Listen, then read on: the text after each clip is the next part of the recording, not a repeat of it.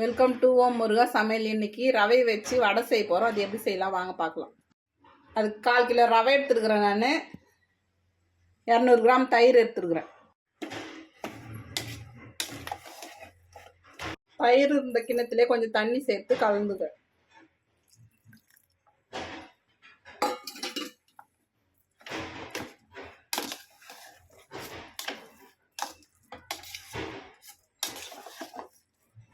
கலந்தாச்சு. இப்போ 10 நிமிஷம் மூடி வச்சிடலாம். மாவு ரெடி ஆயிடுச்சு. உப்பு போட்டுக்கலாம். 2 ஸ்பூன் உப்பு போட்டுக்கிறேன். வெங்காயம், பச்சை மிளகாய், கருவேப்பிலை, கொத்தமல்லி அரிஞ்சு வச்சுருக்கிறேன். அது போட்டு பிசைஞ்சுக்கிறேன்.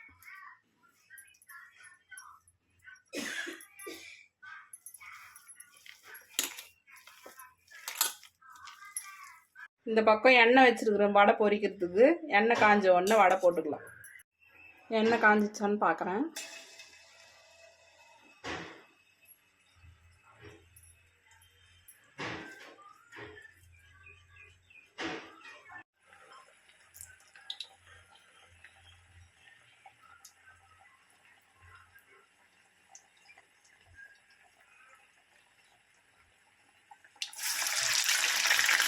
வடை இது மாதிரி வந்த உடனே எடுத்துடணும்.